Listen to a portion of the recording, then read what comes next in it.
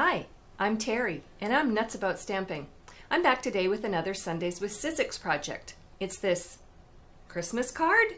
Yes, it is.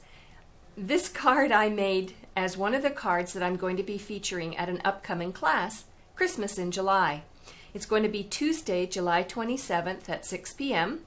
And if you want more information about this class and you live in the Raleigh, North Carolina area, you can check out my blog at the end of the video.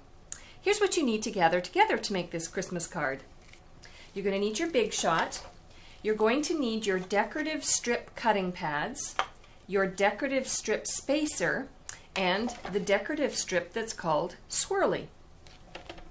You're also going to need Night of Navy cardstock and some Whisper White cardstock. I used my bone folder, my Night of Navy classic ink, my Versamark ink.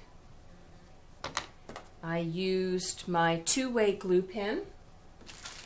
I have some Stampin' Dimensionals, Delightful Decorations stamp set, and a corresponding punch that's the ornament punch.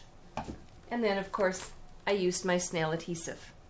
All right, I'm going to clean off my area and I'll show you how to make the card. Back in a moment.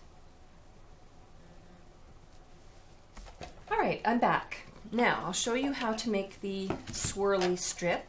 You're going to start with your decorative cutting pad on the bottom. Then you're going to put your spacer. Then you're going to put your swirly. Then on top of that, I put a strip of Night of Navy cardstock. And then I'm going to put the decorative strip cutting pad on top. And then you just run it through your Big Shot.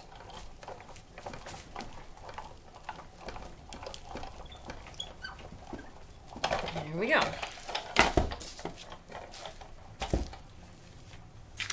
All right.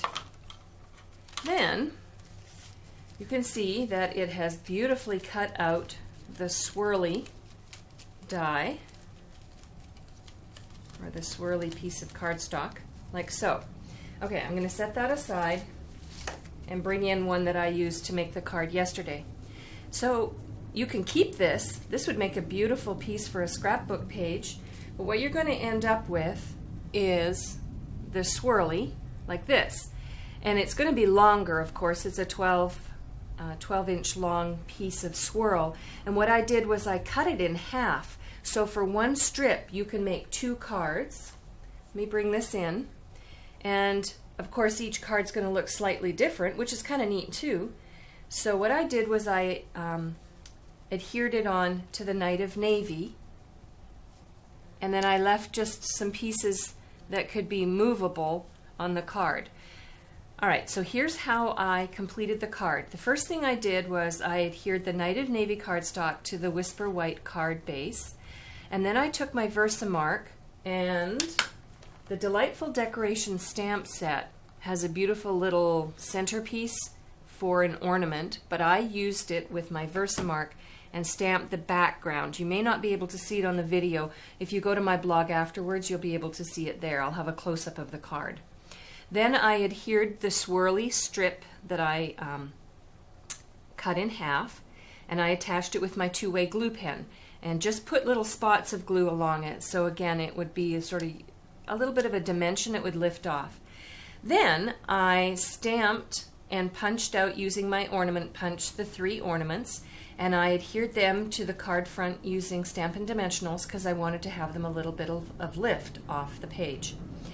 Then I decided that I really didn't like just the ornaments suspended like that. I needed to have some kind of a string or some kind of a connector to the swirly die. So what I did was, and I hate to admit this, but I used some retired silver cord that Stampin' Up! Sold a few years ago, and I just cut tiny pieces of silver cord and adhered it to the card front using my two-way glue pen. I had to leave it to dry a bit, but then it sort of added a little bit of pizzazz. Then tomorrow, of course, I'm getting my first big order from the new idea book and catalog. And let me show you something else I'm going to use to complete this card. Here's the idea book and catalog. And if you look on page 188, we have the basic rhinestones kit that's come out separate. I first saw them with an Easter pack that we had back in the spring of 2010.